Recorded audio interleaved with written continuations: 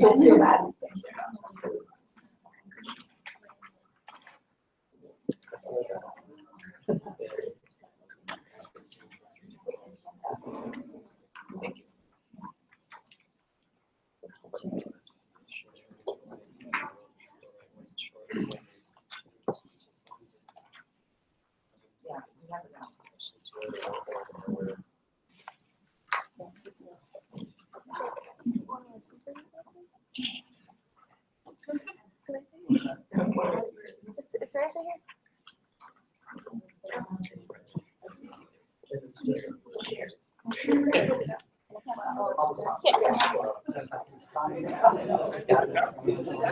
It's right here. It's up one already.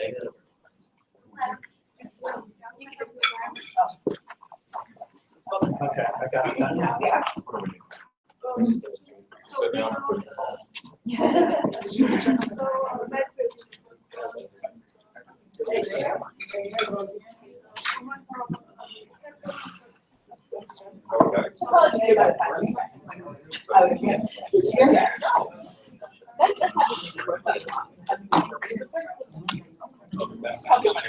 I already started it.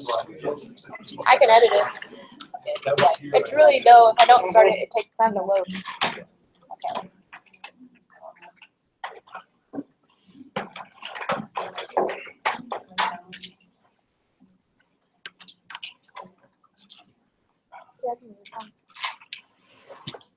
Oh, yeah. One school, these things, let's get together.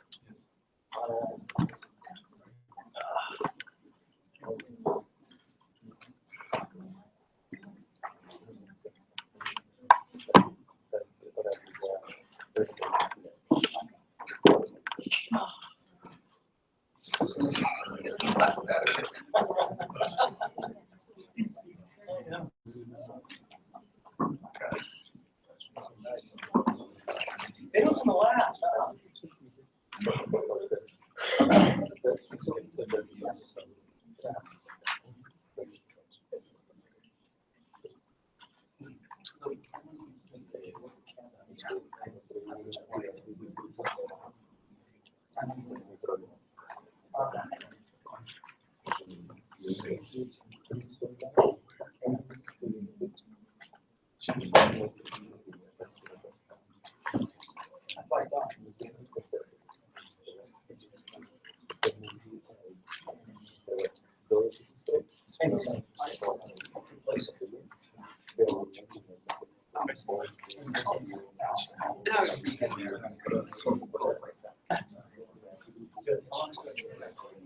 Hello, Chuck.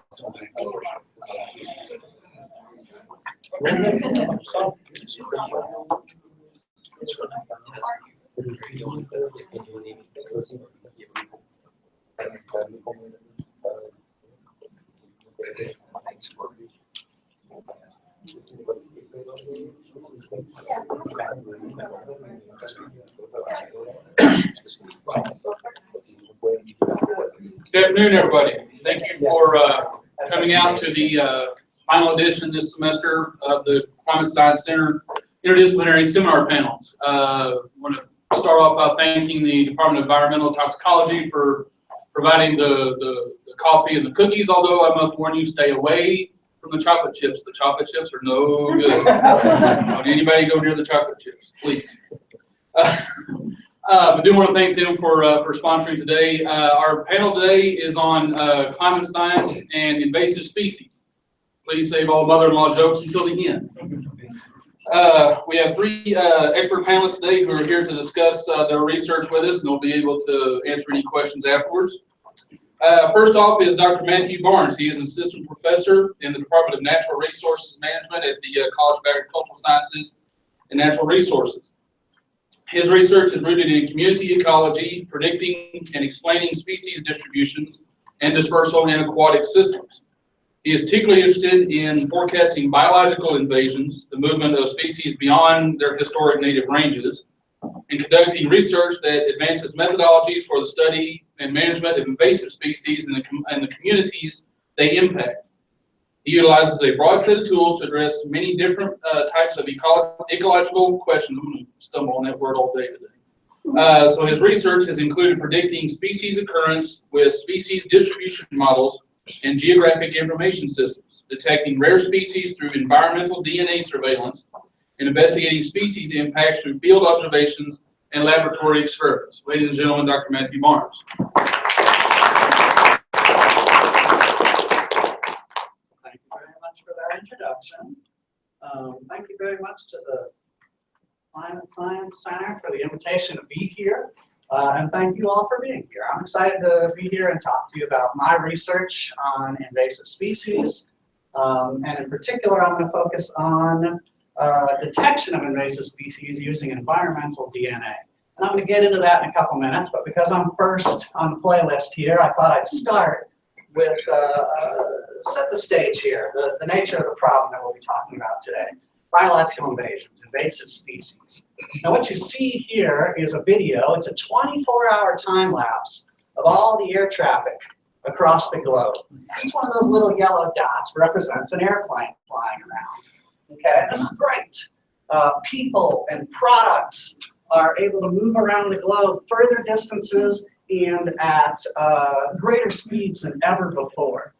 But at the same time, all these little yellow dots flying around, all this movement is an opportunity for plants, animals, disease vectors to move around the globe as well.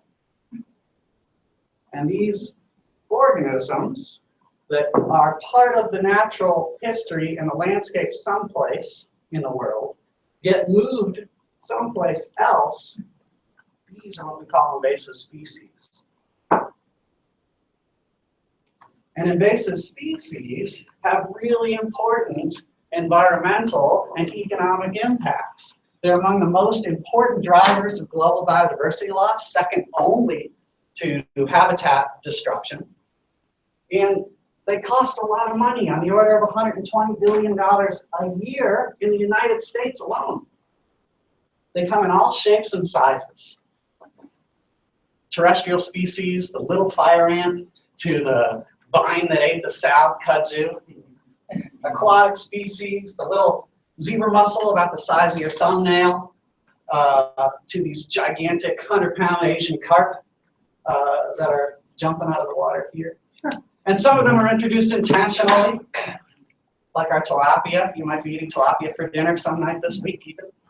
While some are accidental, either an accidental release, like the South American apple snail from the aquarium trade, or something like our zebra mussels that came over in ballast water. Now the invasion, it's useful to think about invasions as a process. It starts with species in their native habitat, species where they belong. Those species enter a transport pathway of some sort. Either we collect them because we want to trade them, or they get taken up into a ballast tank accidentally and they're going to hitchhike across the globe. Those species are then transported and released alive someplace new. They establish a self-sustaining population, a reproductive population in the new habitat, and then they spread and cause those environmental and economic impacts that I talked about before. Now it's useful to think about the biological evasion process this way because each one of those steps represents an opportunity to target specific management actions. We can prevent those species from being taken up into a pathway. We can try and detect and prevent species from becoming established. And even down here where species are spreading, they're here to stay and they're causing environmental impacts. As managers, we can adapt human behavior and try to mitigate those costs, try to bear those costs. You'll see that each one of these steps in the invasion process is represented by a smaller and smaller arrow. And that's because conceptually we can think of each one of these steps as a filter that a species has to go through before it's down here on our bad invasive list. So my research focuses on, as the introduction said, predicting biological invasions, trying to predict species as they move from step to step. And one of the tools that we use to do that is genetic tools. Now, some invasive species, like these Asian carp jumping out of the Mississippi River, it's pretty easy to know where they are, right? You throw your motor through the water, and defensively they jump out of the water. These 100-pound fish are jumping out of the water, trying to get away from that scary motor. But what if we have an environment where the invaders aren't just jumping out in plain sight? What if we still want to know what might be in this environment?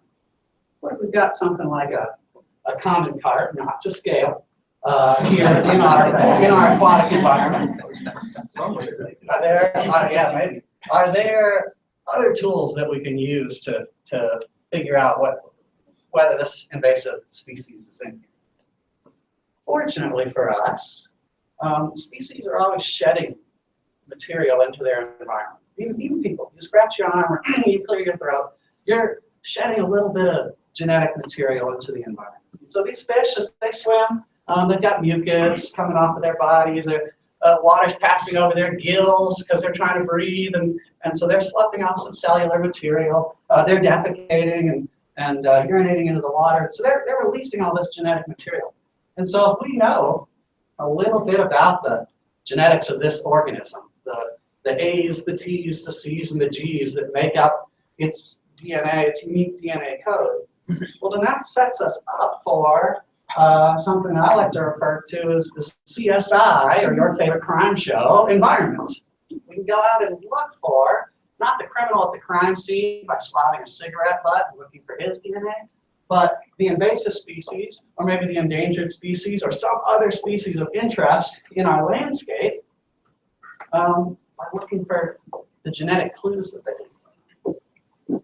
We call this environmental DNA. This is the genetic material that organisms are sloughing off into their environment. And in particular, what's novel about this environmental DNA approach is that we don't go out and collect specific sources of DNA. We're not setting out fur traps. We're not taking the time to collect individual scats. Instead, we're taking a soil sample. In my lab, we would probably wear gloves if we did this. We're taking a water sample. We're setting out a dust trap and collecting air.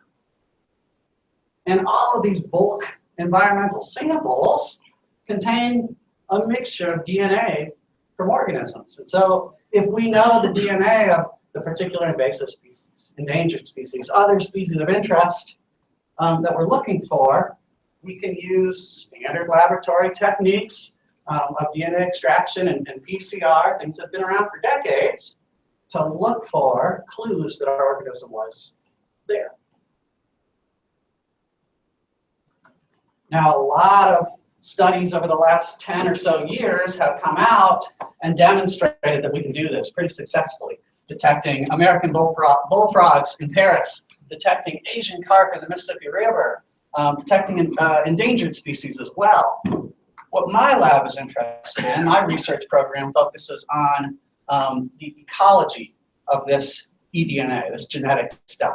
So after this stuff gets shed from an organism, it interacts with its environment in interesting ways. And I'll point you towards this, this recent review that came out where we set up this framework and really outline this research program. And I'd like to take my last couple minutes here to walk you through this framework, this ecology of eDNA. It starts with the origin of eDNA. We know we're collecting genetic fragments from organisms, but remember I said it might be that stuff off of the gills, it might be feces, it might be mucus. We don't have a great concept of where environmental DNA comes from. And you can imagine this is going to be important if it's from something like reproductive fluids or defecation, we might see little spikes in DNA and then it goes away. But if it's something, if the source of DNA is more commonly something like decomposition or just that mucus sloughing off the body, it might be around in more of a press pattern, around more commensurate, more commonly over time. This has implications for when and how we go out and sample this stuff. Now, related to the origin of eDNA is the state of this stuff in the environment. We don't know, are these really small particles, are these free pieces of DNA floating around the environment? Or is it stuff wrapped up in organelles and cellular material in big chunks of tissue? And that has implications for our understanding of how we collect this stuff. So I'll show you here. If we use if we've got a smattering of eDNA in our environment and we use a really small filter, really small pore size, we're going to get a lot of genetic material from that water sample or that soil sample that we filter. If we use a coarser filter, we might get, I'm standing in front of it, we might get less DNA from that same sample. And if we're trying to relate, say, the amount of DNA we collect to the amount of organisms that are swimming around or crawling around, we're going to draw two really different conclusions just based on how we sample this. Part of this ecology of eDNA framework, I'm also interested in the transport of eDNA. If DNA leaves this decapod crustacean, for example, and floats downstream right into our sample of water that we take, we would amplify that DNA and get what we would say is a true positive. We would detect the species in that environment. But if DNA settles, hangs around for a little while, and then gets transported by, say, wave action long after the crayfish leaves, or if DNA travels in the water column all the way downstream to some other habitat, and we detect it then, that sets us up for a false positive. This isn't really coming from an organism present where we took that sample. And then related to transport is the fate of eDNA. So after DNA is produced, it's in the environment, it's transporting around, also interacting with this is its fate. How long does it stick around? We've got just one organism, and DNA decays in the environment very slowly. That might lead us to one result. But if DNA is degrading really rapidly, a whole bunch of organisms might produce the same amount of DNA in the environment. So we also do experiments where we look at how long this stuff sticks around. Is it commensurate with the presence of the organisms, or are we at risk of collecting relics of organisms past? So when we put all of these together, the origin, state, transport, and fate of DNA, we get the ecology of environmental DNA. Add into that some of the chemistry and technological limitations that I'm not going to get into today. And essentially, we've got my genetic environmental DNA research program up here. Now with that, I'm going to put my contact information up here for you. I'll thank you for your time. I wanted to plug, we've got a workshop coming up at the Ecological Society of America this summer on, again, this ecology of environmental DNA. And I'll finish by saying my interest is in detecting invasive species, maybe endangered species, other large organisms in the environment. But microecologists, hydrologists, genetic forensics experts are all interested in this genetic stuff, extra-organismal genetic material in the environment. And we're going to try and get some of those experts together to share trade secrets and an understanding of this extra-organismal genetic material this summer. So if you're an ecologist, you're going to be there anyway, stop on by. If you're not an ecologist and want to join us, that would be extremely helpful as well. So I thank you very much for your time, and I look forward to the questions.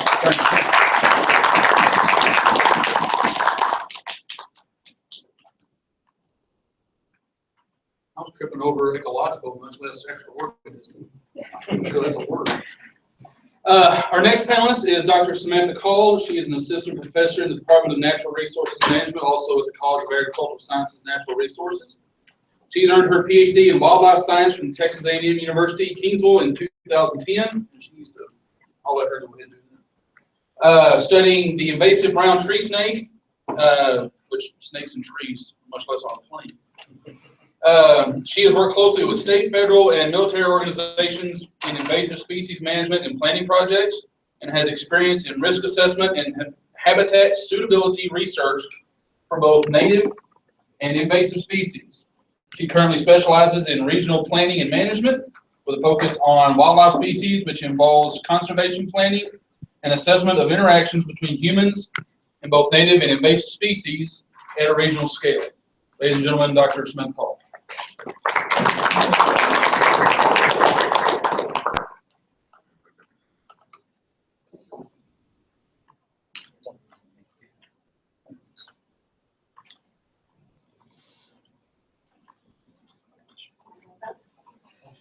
All right, so I just put a few quick things together about some of the projects that I've worked on previously, a couple of things that I'm still working on, and then I'll kind of tell you how those things are sort of coming together in the work that's currently going on in my lab. So this is some of the work that I've done with Texas A&M Kingsville, some things that I'm still working on from this research. I'm glad that Dr. Barnes sort of gave everybody a little bit of an intro to some invasive species ecology sort of information, and talked a little bit about pathways for invasion and those sorts of things. A lot of this research on invasive brown tree snakes was done to assess the pathways through which this species could enter different areas.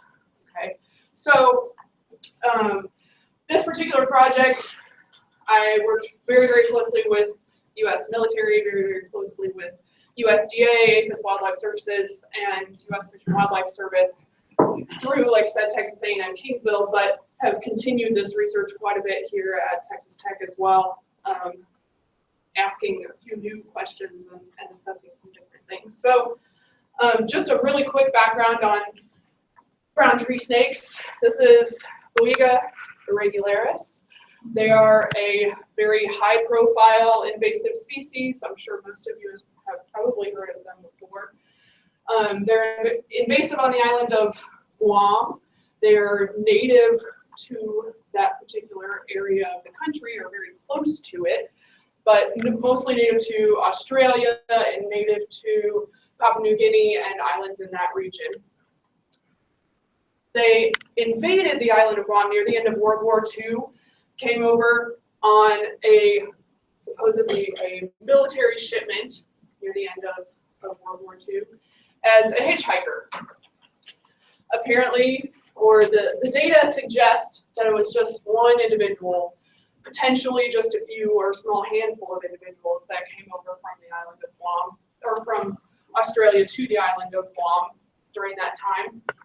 And due to the ecology of this species and the ecology of other species on the island and the lack of adaptability of the species on the island to snakes, because there are no other snakes on the island of Guam other than a very, very small 10-inch long blind snake that most people don't even consider a snake. It's usually like that, like more of a worm. So when brown tree snakes came to the island of Guam, they filled this sort of empty niche that no other species on that island was really filling at the time. They're predatory species, and so they were able to prey upon all of the other species there, mostly birds, but also bats and lizards and mammals and all other sorts of reptile species, insects as well. Okay, so they're a generalist predator. So we know quite a bit about the ecology of this species now. They've been very heavily studied since this invasion became known to the world. Okay, so What we didn't know, at least at the start of this study about this species, was their potential to move to other areas. And because Guam is an area that houses a large military base for the United States, we were asking questions, or began asking questions about how the military and transfers and shipments from the military to the continental US and to other areas of the world might enhance the ability of this species to move to other locations, because they are a hitchhiker species. When I say they are a hitchhiker species, I mean they are a known moving species, okay? So this map sort of exhibits the area of invasion as well as some of the native area for the species. So here we have our Australia and New Guinea, and Guam way up there in the middle of nowhere. So this is just exhibiting that Guam is actually sort of a tourist area for people interested in items and information about World War II. They do actually get a lot of tourists from Japan and from other areas in the Pacific as well.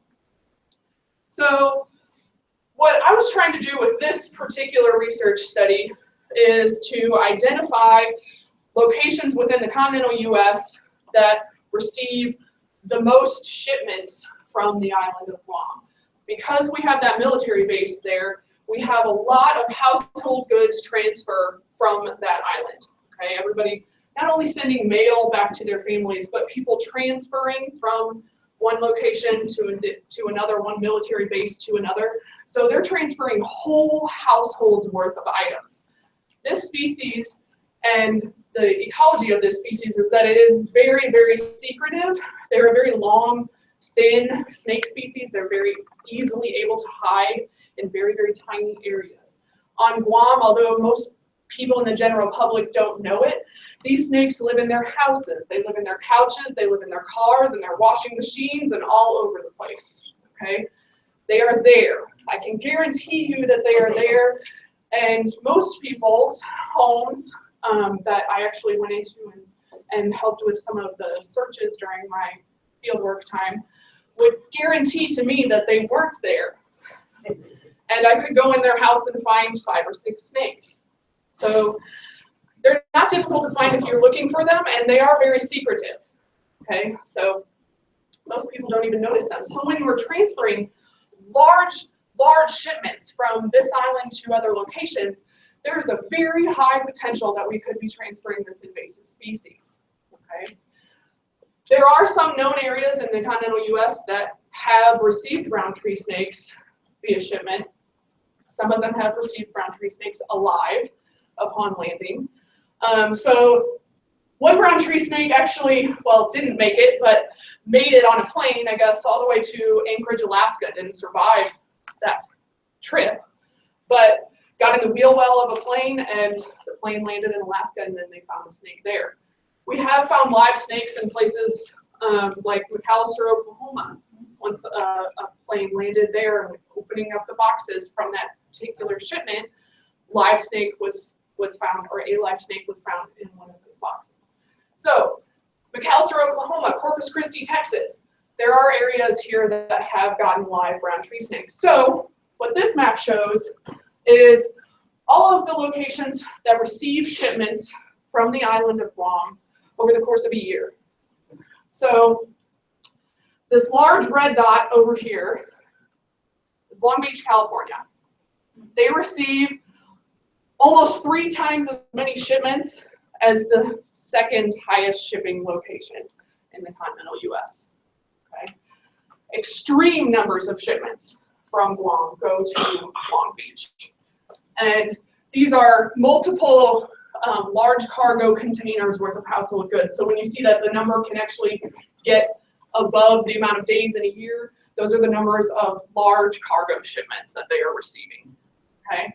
So all of these places get shipments from Guam. Now they may come in different ports, but these are the final locations where those shipments are opened up, okay? So a big part of what I did for this research was doing a habitat suitability assessment, climatic suitability assessment for brown tree snakes, trying to look at, okay, if these shipments were opened in these areas of the continental US, where could these snakes survive? So this is a map of one of the climatic suitability assessments that we did. I'm not allowed to show you all of the research results due to being under contract still for this particular project. But this is one of the early on initial maps looking at potential climatic suitability for this species. So we were able to really sort of parse this out as far as the area where these snakes might have potentially suitable climate and the numbers of shipments being received in all these different areas. That gives us an idea of what's called the propagule pressure for this particular species in any of these zones of the US, which is basically the potential for this invasive to be successful in any of those areas. So this project, like I said, is still going through the contractual process for us to define the high-risk areas, but basically what we're doing is defining these high-risk zones for the continental US, and then trying to get out all of the possible educational materials that we can to those areas.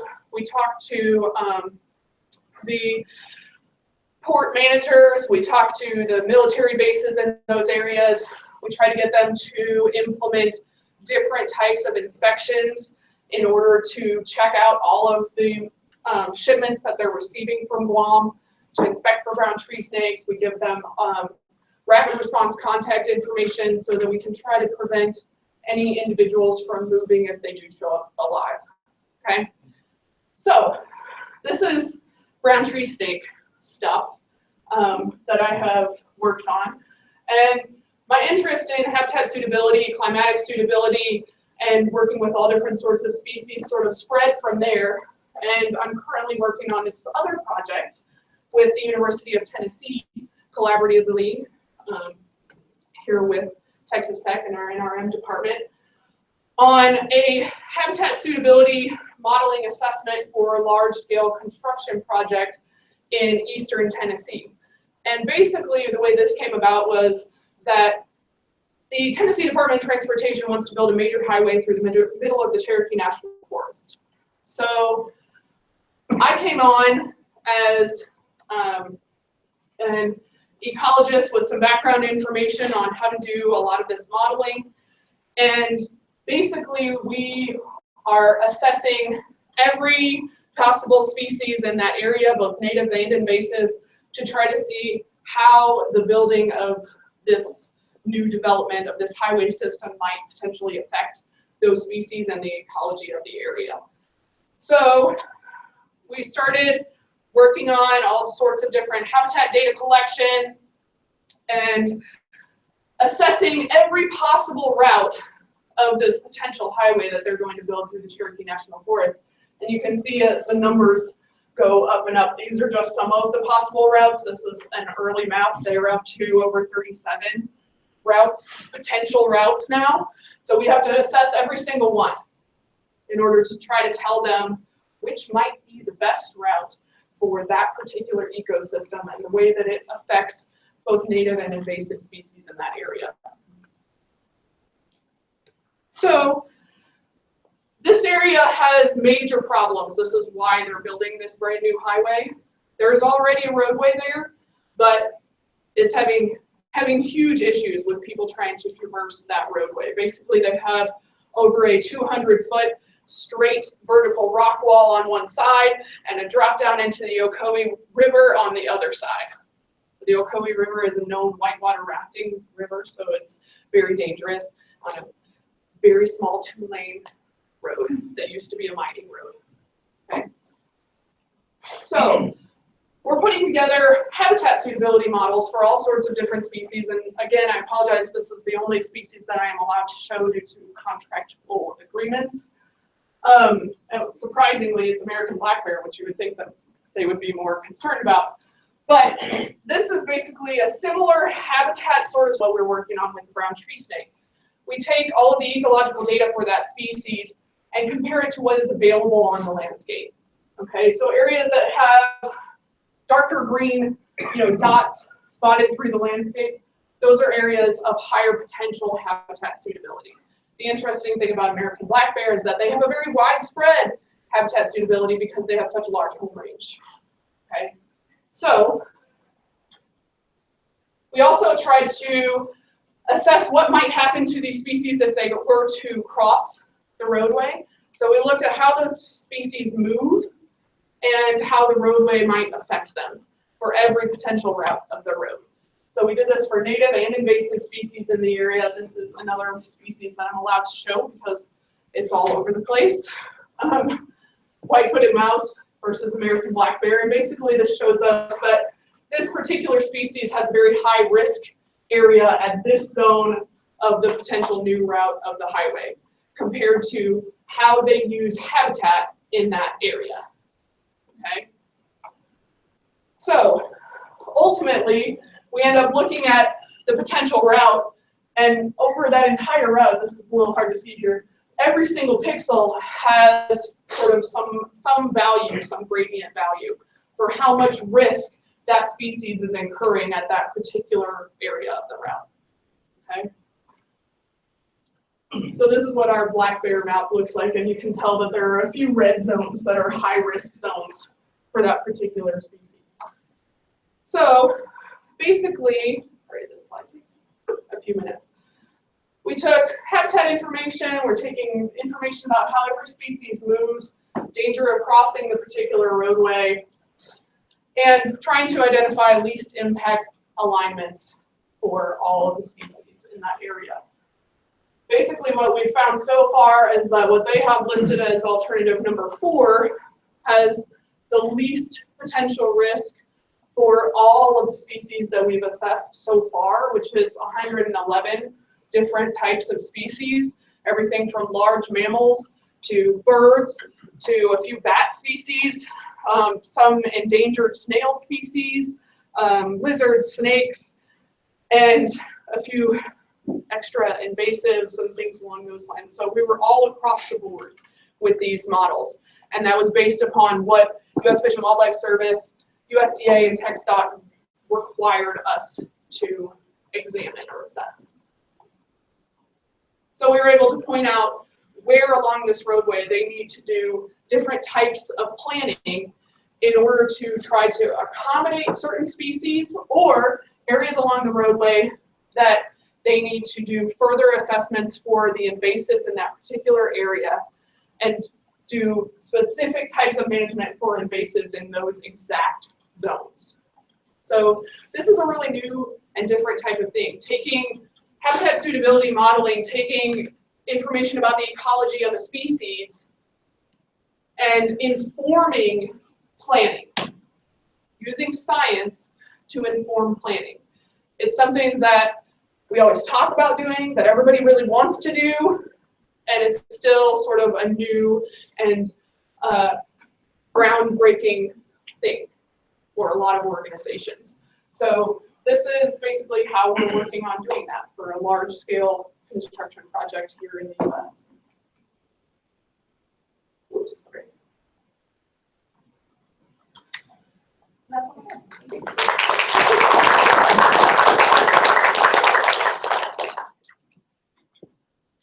Thank you, Dr. Cole. I just have one question. Can you tell us if the brown tree snake has been found in Lubbock? No, it has not been found in Lubbock. Thank God. I can tell my wife now she won't torch the house. We don't have enough trees. Come on. Not you two. My father-in-law does. There's not enough trees around. Sorry, we're not Colorado. Our final panelist today is Dr. Steve Presley. He is professor in the Department of Environmental Toxicology, the Institute of Environmental and Human Health at Texas Tech, and he's the director of the Biological Threat Research Laboratory, which we all need. Before joining the faculty at Texas Tech in 2002, he served on active duty in the U.S. Navy, thank you, sir, as a Medical Service Corps officer, and earned a Master of Military Studies from the U.S. Marine Corps University in Quantico, Virginia. His professional career is focused upon vector-borne infectious diseases with an emphasis on biological threat assessment and countermeasures to protect populations from infectious disease. His operational experiences include the surveillance, prevention, and control of biological threats in the environment, and he has led malaria control operations and research efforts in Africa, Asia, and South America. He has published more than 90 scientific and technical papers, co-edited 2 books, authored and co-authored 11 book chapters in the fields of biological and chemical countermeasures and diseases of wildlife. Ladies and gentlemen, Dr. Steve Preston.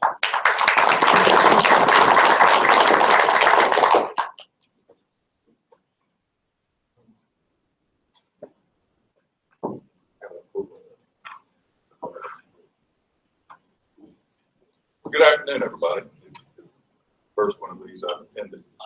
I've only got 50 or 60 slides. I've got one. So you may be wondering, what? Can you hear me okay if I'm wandering around? You may be wondering what malaria control operations and public health type things have to do with invasive species. But today, currently, especially with the concerns about Zika virus, they definitely do. I wanted to just provide just kind of a snapshot of what me and my lab group do with the study of emerging and resurgent zoonoses and anthropogenic diseases. Mainly, we look at not at the necessarily the molecular level for the research, or we look more in the transmission dynamics in the environment, how things may become exposed to these pathogens, become infected, how they may move it around in the environment. Currently, we've got, well, actually I came to Texas Tech in 2002, and we started, West Nile virus had not reached this far west yet. So as soon as I got here, having done a lot of that work on the East Coast in the Navy, we started collecting mosquitoes and screening for West Nile virus. We found it and have been collecting mosquitoes, screening them for West Nile virus, St. Louis encephalitis, and some other arthropod-borne pathogens over the years. Got this huge, great database on all the collection parameters for the mosquitoes that transmit West Nile virus. Recently, if you remember last year, there was a big scare, for lack of a better, more academically accurate word, about chikungunya virus being the next, causing the next zombie apocalypse in North America, north of Mexico. Well, it didn't pan out. Zika virus, it's got everybody's attention. For the first month or so, CDC downplayed it as, oh, just another mosquito-borne virus, not that bad. Started getting reports of microcephaly, Guillain-Barré syndrome, effects in people. Now, past few weeks, we found out it's sexually transmitted, and that virus may stay viable and hang around in semen for 90 days or more. Don't know yet. It changed a lot of thinking about diseases or viruses, the arboviruses, the arthropod-borne viruses, like chikungunya, dengue, Zika, how they move around. Because Zika virus was not in the New World until June, or first reported June 2015 in Brazil. That's how rapidly it's exploded and got into the native mosquito population and being transmitted or moved around, transmitted in the environment. The unique thing about these viruses is there's not zoonotic in the urban cycle, so to speak. They're a mosquito-man-mosquito transmission cycle. West Nile virus, as you probably know, is birds, mosquitoes, man, birds. They move around. Humans are incidental or accidental hosts. With the West Nile virus, when it was first introduced into North America from the Old World in 2002, or in 1999, it primarily caused West Nile fever. Since then, until today, that virus has shifted or drifted and primarily causes West Nile neuroinvasive disease. I tell you that because a lot of the same concerns are coming up right now regarding Zika virus, how it may change in the New World species or the New World environments as it establishes itself. Okay, so we get talking on it. So I'll move on. Feral swine. We have a large project, speaking of invasive species, with feral swine. We've got a project with the Noble Foundation in Oklahoma. We had started looking at screening feral swine samples from Crosby County down around Fort Hood several years ago. In Crosby County, we found that 50%, roughly 50% of the feral hogs we sampled, and this was out of a population, we sampled about 40 pigs for that. We found 50% were positive for Francisella tularensis. It was Novacida, it wasn't Tularensis tularensis, but that still told us that feral hogs were moving around a lot of pathogens, or could potentially move around pathogens we didn't know about. This project with Noble Foundation, we're screening for, among other things, Brucella species, Trypanosoma cruzi that causes Chagas disease, porcine reproductive respiratory syndrome virus, pseudorabies virus, and Francisella tularensis. In January, out of 32 pigs we sampled, we found 8 that were serologically positive for Trypanosoma cruzi. We're finding large infection rates for pseudorabies and for PRRS. We've got some that we collected in March that we're wrapping up, not ready to report out officially yet, but we're finding Brucella. And there's, if you may or may not know, there was a brucellosis outbreak in humans north of Dallas last year. And so the Noble Foundation, where we're trapping pigs on the Red River, is just north of that. So we're wondering about how that may be moved around the environment. Wrap this all up. Invasive species like feral hogs, or like the Zika, dengue, and chikungunya virus vectors, Aedes aegypti and Aedes albopictus, are invasive species of mosquitoes that move in. So I really appreciated your lead-in about the flights, the number of flights coming in and out.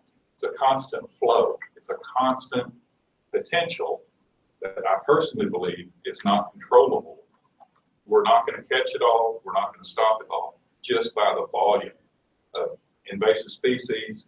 And if you bend it a little bit and think about these emerging pathogens, like Zika virus is an emerging pathogen. Dengue's not, it's a re-emerging pathogen because we had 42,000 cases in Texas in 1923, but we don't have it anymore. It's coming back. So if you consider a pathogen that's introduced, emerging or resurgent in an area as an invasive species, it all kind of comes together, and it's really just the scale at which you're looking at. So I'm going to leave time for questions. So thank you.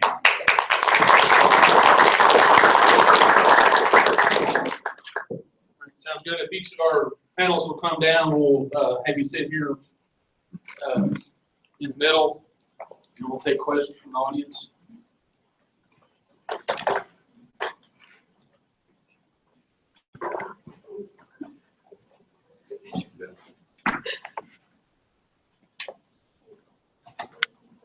Did notice I saw a news story yesterday where the city of Plano, I think it is, has introduced mosquito fish in their ponds and lakes there to control mosquito population. Man, you got me on another soapbox. The issue with Zika, and I'm sure most may not know, Aedes aegypti and Aedes albopictus are container breeders. They don't breed in standing water hardly ever.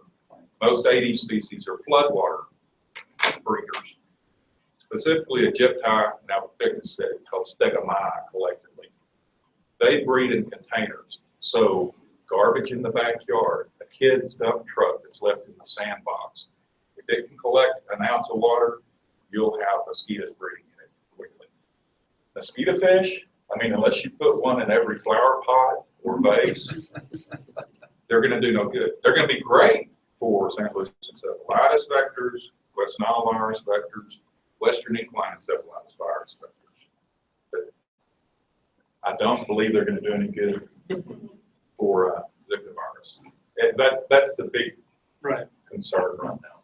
You might get any questions? Yes, sir. I'd like to start out with a definitional question. How long is something be there before it stops being invasive and becomes indigenous? And when does it get its green card? We'll build a wall. I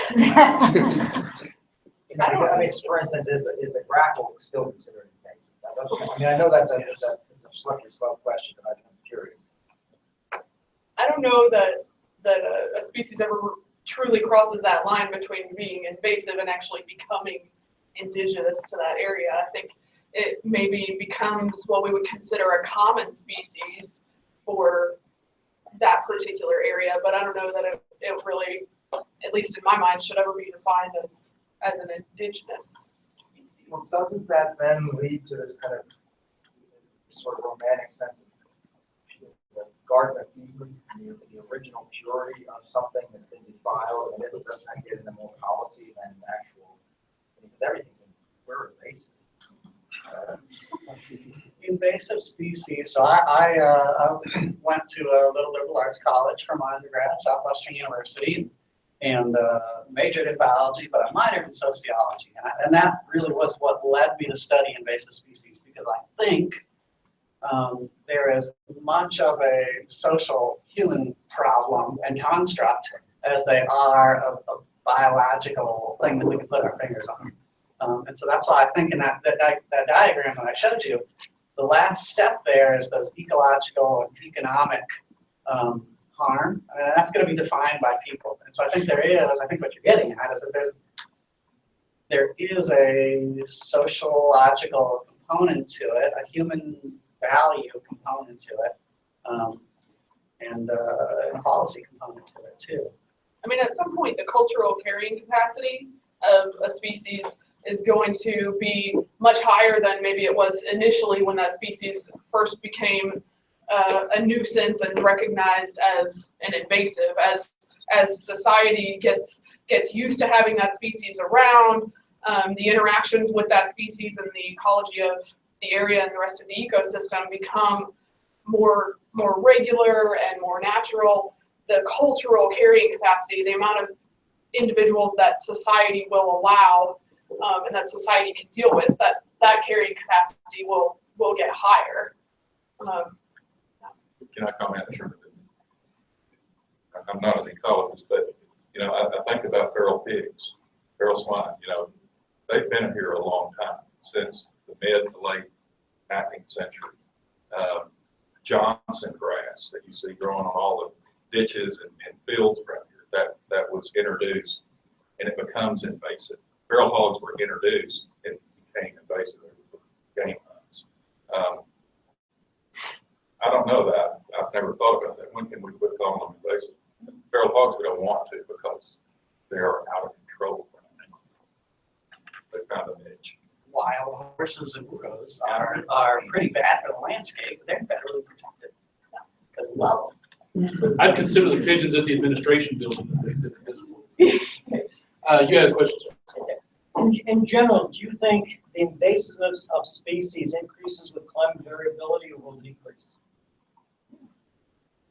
Because obviously species invade and home range changes and they migrate, but as we change the variability of our climate more and more, how do we anticipate the invasive characteristics of species? Because obviously, you talk about RNK selection and all those reproductive components of species, they have to come into play also as part of this. We know for sure that the ranges of invasive species or the potential invasible range is going to change for sure. And so I think that's why this is a really appropriate topic for CSC, right? Biological invasions, global climate change are both really important interacting elements of global change. That's a tough. I think adapt and establish is Yeah. what's gonna happen. That's a good question, because if you look at, for example, wildfire, the common idea is that wildfires can increase. But that's only in the Rockies, because that's where all the studies are. Other places might decrease. So it'd be interesting to see a global study of that. Obviously, generalists would be better. Right, generalists would do better. Yeah. Not as well, interesting. One of the reasons I bring this up is there was a paper that was just published about 3 or 4 years ago about one of the largest increasing aspects of invasive species worldwide right now that we don't pay attention to are pathogenic fungi. And that they far outnumber bacteria and viruses almost 10-to-1 in terms of what's happening globally. Part of it's airplane traffic, part of it's just the fact that as climate changes, these organisms are able to adapt more and more to what, and so they're entering new habitats, and so it's and a lot of them are all plant pathogens. We don't pay much attention to invasive aspects of organisms on plants, but we're changing all the time. I mean, sorghum bunt is one of the ones now that everybody's dealing with. You mentioned adaptability in your response there. What's really interesting to me about invasions is that back in the 50s and 60s, when Charles Elton, the father of invasion biology, was writing about invasive species, they were interesting because invasions were rare events when each one of those steps is a funnel. Yet they do so well. We expect that if they're rare events, there should be a really genetically not a diverse population, really crummy population. How are they doing so well? And as we explored more and more, we're finding that actually invasive populations can sometimes be more diverse than the native range populations, because we get things like admixture, where different genotypes from across the range are coming in contact with one another that wouldn't have ever come in contact in the native range. We are seeing those opportunities for adaptation in new niches and these novel environmental systems. And so this adaptability and evolution in invasive populations is a really interesting and important area of research. Well, I thought that one of the things that we have, obviously in the last 300 years, as human populations have increased and climate variability has increased, what we've done is was selected for those series of traits in all the natural populations, whether we realize it or not, as a consequence of us acting as part of that filter. Any other questions? Yes, sir.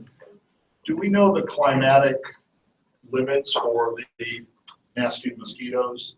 I mean, is it the freeze line? Is it? We do, and we're really above it. But now you're going to be talking about artificial islands that we create in urban areas. You know, on the high plains here in Lubbock, a great example, and I've talked to some folks this morning about, we have trees, we have non-native trees, grasses, shrubs, vegetation, irrigate lawns, flower pots in our backyard. So we've created our ability for for Egypti and Alopictus to establish themselves and exist. And I don't know if you've seen the CDC distribution map for Alopictus and Egypti, the most recent one. They did a big survey in January and February of everybody in the country that works with mosquitoes. Said, hey, if you've ever caught them, when did you catch them? Numbers, all of that. Everybody responded back. They published a map last week.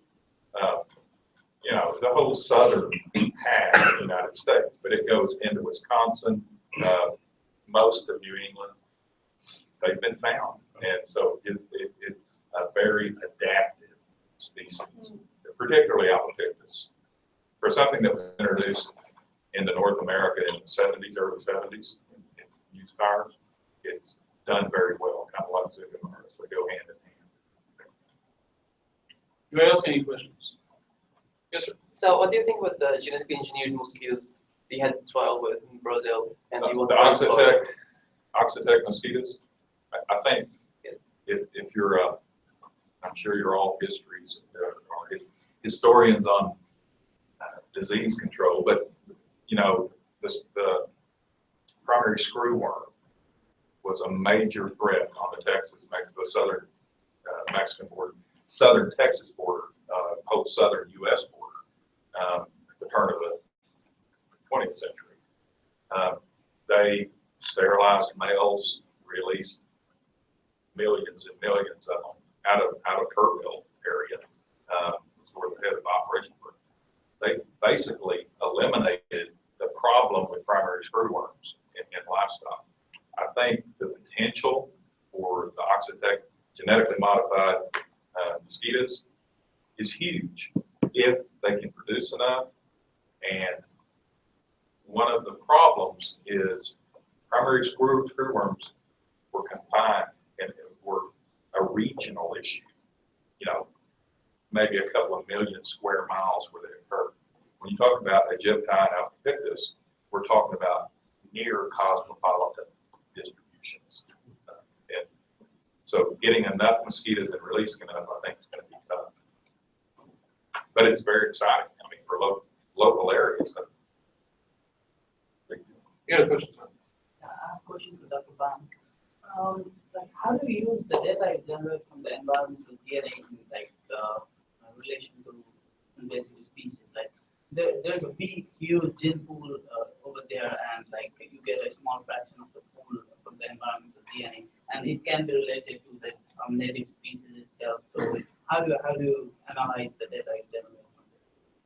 Right now, the field of people looking for DNA of macrobial species is fairly young, and so we're developing that every day. Right now, we tend to target mitochondrial markers, chloroplast markers, things that are going to be very species diagnostic and differ between species. We don't do, I haven't seen anyone successfully do any population genetics with eDNA because it's this big gross mixture of all sorts of DNA that's in low quantities and low quality. I think that's an exciting frontier if we can figure out how to do it. I think right now some of the big questions that we're trying to figure out are how long does the DNA stick around? Does the amount of DNA in the environment relate to the amount of biomass? What kind of environmental factors in this ecology of eDNA framework influence that amount of DNA, and what kind of DNA is out there? So exciting possibility, but we're definitely not there yet. So it's more like a metagenomic analysis. So that's an exciting frontier too. I've got a student that's going to be doing some metagenomics this summer. We're moving from is species X here, our zebra mussels here, our Asian carp here, to saying which species are here, where we take a total environmental DNA sample, amplify using generic plant primers or something like that, a fish family or a group of species, and then sequence them and say which organisms did we find, and that's a really exciting frontier too. And what about the bacteria present in your sample, because those are so ubiquitous? This is one of the reasons why we have to bring for that workshop, we're trying to get microbial ecologists and hydrologists and people from diverse backgrounds all in the same room, because of course the microbial people have been doing this, right? You can't culture most bacteria in the lab, so what do? They go out and they look at the essentially environmental DNA. The first person to use the term environmental DNA was a guy named Ogram in 1984, and he was sampling sea vents and the bacterial communities there. So we are building on the shoulders of giants. We need a lot of interdisciplinary collaboration to make sure we're not reinventing the wheel, and to make sure we're combining useful information from all these different fields. All right, I think we need to go ahead and wrap up today. I want to thank our three panelists. Let's give them another round of applause. That'll be it for this semester. We'll look forward to seeing you all back in the fall. Thanks a lot.